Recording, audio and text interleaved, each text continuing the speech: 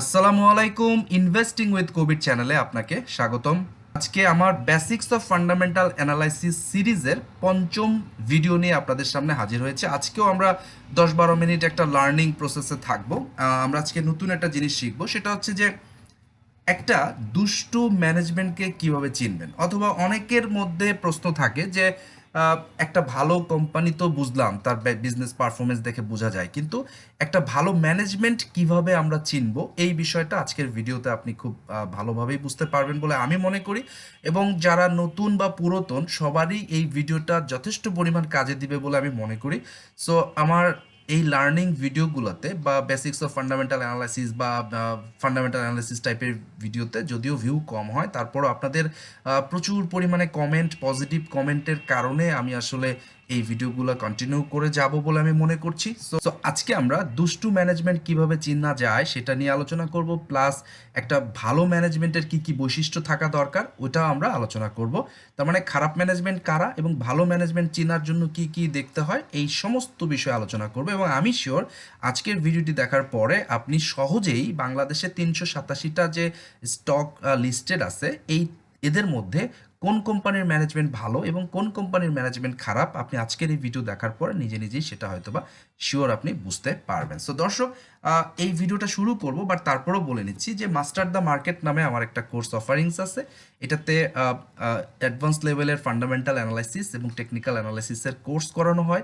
আপনি যদি করতে চান আমাকে ইমেল করুন stockanalystkabir@gmail.com এই ঠিকানায়, অথবা এই কোর্সের ডিটেল আউটলাইনটা আপনি এই ভিডিওর পিন কমেন্টেও পেয়ে যাবেন। আর এই কোর্সটা যে করতেই হবে এমন কোনো কথা নেই, আমার চ্যানেলে প্রচুর পরিমাণ লার্নিং ভিডিও দেওয়া আছে। আপনি এগুলো যদি সব দেখেন, টোটাল 113টার মতো ভিডিও দেওয়া আছে লার্নিং ভিডিও, এগুলো যদি দেখেন প্রচুর পরিমাণে জ্ঞান আহরণ হবে বলে আমি মনে করি। এছাড়াও ইউটিউবে অনেক অনেক চ্যানেল আছে যেগুলো থেকে আপনি ফ্রিতে প্রচুর পরিমাণ তথ্য পেয়ে যাবেন।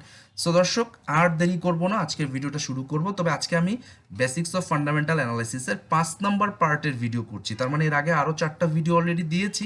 সো এই ভিডিওগুলো সিরিয়ালি যদি দেখেন 1 2 3 4 করে, তাহলে হয়তো বা আপনার বুঝতে সহজ হবে। সো আর কোনোভাবেই দেরি করা যাবে না, আমরা এখন আমাদের ভিডিওটা শুরু করব। সো আজকের ভিডিওতে আমরা যে জিনিসটা দেখব সেটা হচ্ছে যে how to evaluate the management of A business. একটা বিজনেসের ম্যানেজমেন্টকে আপনি কিভাবে এভালুয়েট করবেন। সো একটা বিজনেসের ম্যানেজমেন্ট ভালো হতে পারে বা খারাপ হতে পারে, ডিসঅনেস্ট হতে পারে বা অনেস্ট হতে পারে। তো শুরুতে আমরা একটা জিনিস দেখব যে how to detect dishonest or নটি ম্যানেজমেন্ট।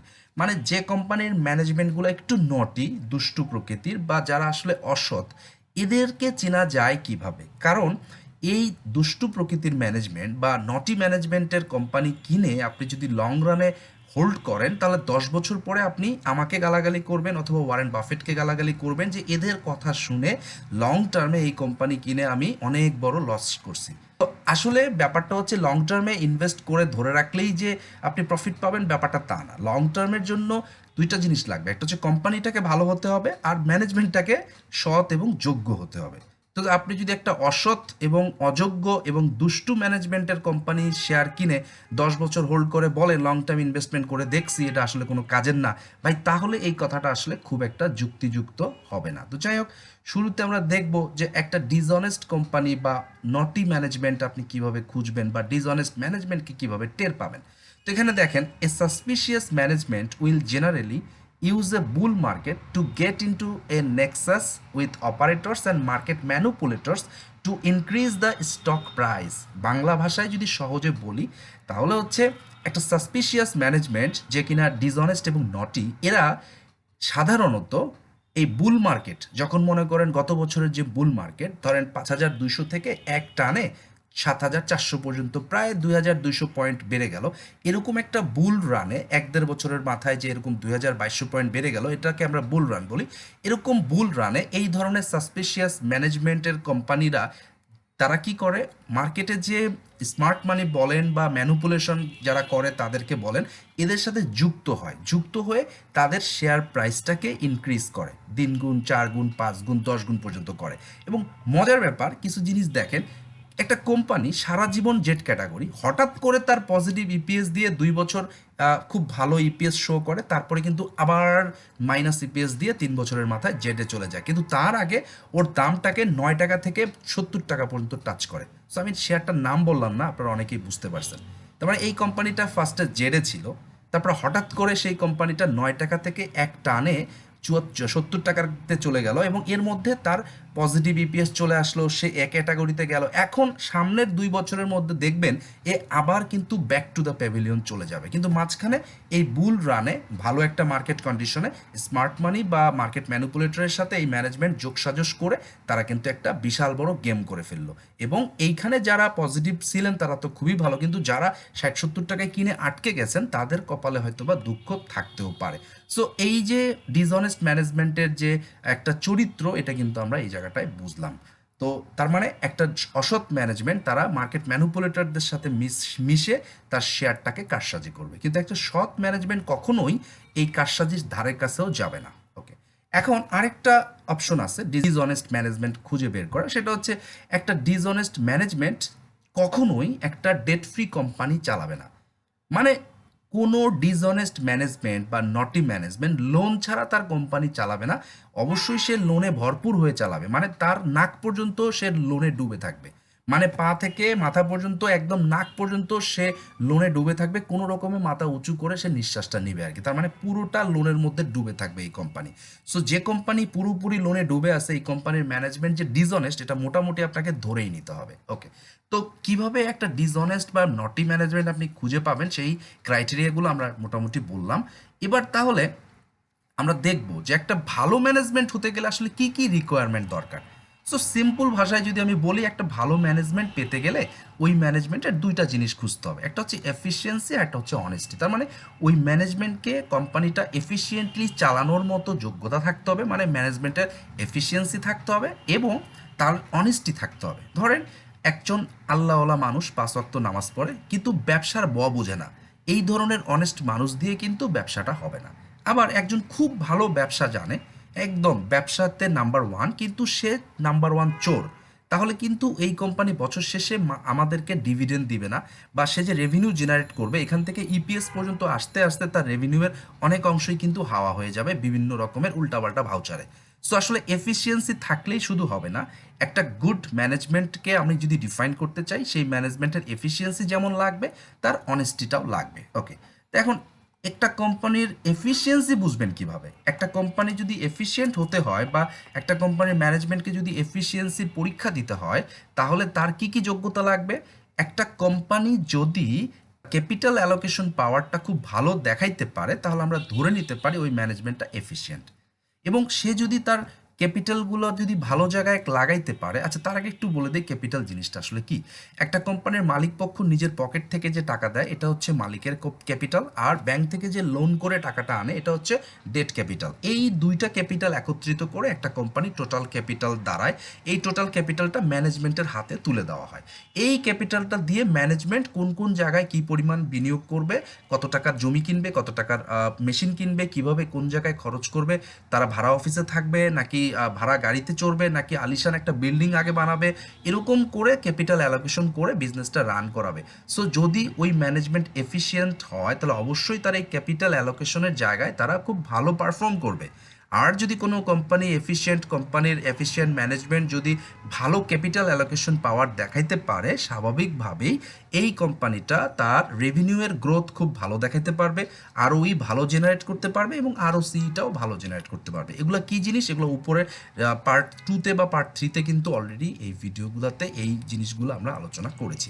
ওকে, তাহলে একটা এফিসিয়েন্ট ম্যানেজমেন্ট কি করবে? তার ক্যাপিটাল অ্যালোকেশন পাওয়ারটা খুব ভালো থাকবে এবং সে নিয়ম করে স্টেডি রেটে লং টার্মে সে তার রেভিনিউ গ্রো করবে, হাই ডিগ্রি অফ আরওই এবং high degree of ROC maintain করবে।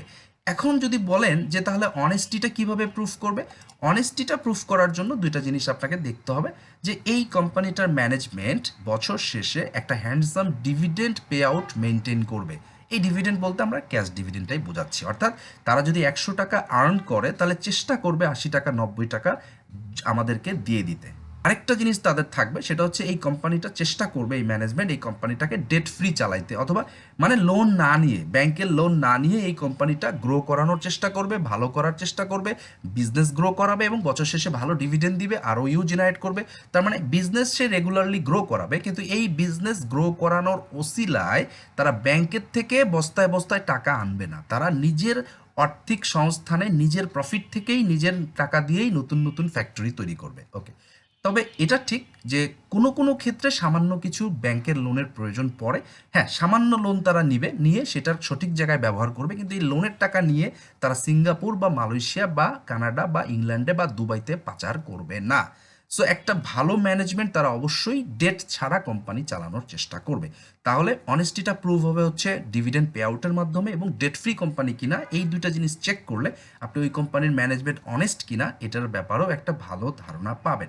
তো ফাইনালি আমরা যে কথাটা বলবো যে তাহলে একটা বেস্ট ম্যানেজমেন্টের 4টা ফ্যাক্টর থাকতে হবে। নাম্বার 1, এরা তাদের রেভিনিউটাকে বা বিজনেসটাকে একটা স্টিডি রেটে লঙ্গার পিরিয়ড অফ টাইম ধরে গ্রো করাবে। মানে তাদের রেভিনিউ প্রতি বছর 6%, 7% বা 10% বা 12% করে রেগুলারলি কম্পাউন্ডিং হারে তার রেভিনিউটা বাড়তে থাকবে, আর রেভিনিউ বাড়তে থাকা মানে তার বিজনেসের গ্রোথ হচ্ছে। এটা হলো প্রথম ফ্যাক্টর। দ্বিতীয় ফ্যাক্টরটা কি, এই বিজনেসটাকে যে গ্রো করবে এর জন্য তারা ব্যাংকের থেকে লোন টোন তেমন একটা নিবে না, নিজেদের ক্যাপাসিটিতেই তারা বিজনেসটাকে গ্রো করাবে। এবং এই কাজটা করার সাথে সাথে তারা কি করবে, তারা high degree of ROE, return on equity generate করবে, এবং বছর শেষে তারা reasonable pay out ratio maintain করবে। সো কোনো কোম্পানির ম্যানেজমেন্ট যদি এই 4টা ফ্যাক্টর সুন্দরভাবে পরিচালনা করতে পারে, বা আপনাকে যদি প্রুফ করে দেখাইতে পারে এই 4টা ফ্যাক্টরে ভালো রেজাল্ট যদি শো করাতে পারে, তাহলে ভাই আপনি চোখ বন্ধ করে ধরে নিতে পারবেন যে এই কোম্পানির ম্যানেজমেন্ট সৎ এবং যোগ্য, এবং লং রানের জন্য আপনার যে কফি ক্যান পোর্টফোলিও অথবা আপনার যে কনসিস্টেন্ট কম্পাউন্ডার শেয়ারটা আপনি খুঁজছেন, যেটা আজকে কিনে 10 বছর আপনি হোল্ড করবেন এবং 10 বছর পরে আপনি ফিনান্সিয়াল ফ্রিডম নেবেন এই 4টা কোম্পানির উপর বেস করে বা এই 10টা কোম্পানির উপর বেস করে, তো অবশ্যই এই 10টা কোম্পানির ম্যানেজমেন্টের বিষয়টা বোঝার আগে দেখবেন যে এই কোম্পানির এই 4টা ফ্যাক্টর ঠিক আছে কিনা। যদি এই 4টা ফ্যাক্টরে পজিটিভ রেজাল্ট দেয়, অবশ্যই এই কোম্পানির ম্যানেজমেন্ট সৎ এবং যোগ্য, এবং এদেরকে নিয়ে 10 বছর 12 বছর নিশ্চিন্তে হোল্ড করা সম্ভব, এবং আমি শিওর 10-12 বছর হোল্ড করলে আপনি এখান থেকে ফিনান্সিয়াল ফ্রিডম পেয়ে যাবেন বলে যথেষ্ট পরিমাণে আমি কনফিডেন্ট। সো আশা করছি দর্শক আজকের পয়েন্ট অফ ভিউটা আপনি বুঝতে পারছেন। সো আবারও বলছি, মাস্টার দ্য মার্কেট নামে কোর্স অফারিংসটা আছে, এটা যদি কেউ করতে চান এই কোর্সটা যোগাযোগ করতে পারেন stockanalystkabir@gmail.com এই ঠিকানায়, আর এই ভিডিওর পিন কমেন্টে ডিটেল আউটলাইন দেওয়া আছে, আপনি চাইলে ওই আউটলাইনটা দেখে নিতে পারেন। আর আমার চ্যানেলের যদি আজকে আপনি প্রথম দেখে থাকেন এই ভিডিও, তাহলে আপনি চ্যানেলটিকে সাবস্ক্রাইব করুন, লাইক কমেন্ট ও শেয়ার করতে ভুলবেন না। আর আমার চ্যানেলে এরকম 113টা আরও লার্নিং ভিডিও আছে, আপনি চাইলে সেগুলো দেখেও জ্ঞান অর্জন করতে পারেন। সো আরও ভিডিও সামনে নিশ্চয়ই নিয়ে আসবো। আগামী ভিডিওটি দেখার আমন্ত্রণ জানিয়ে এখানেই শেষ করব। সবাই ভালো থাকবেন, আল্লাহ হাফিজ।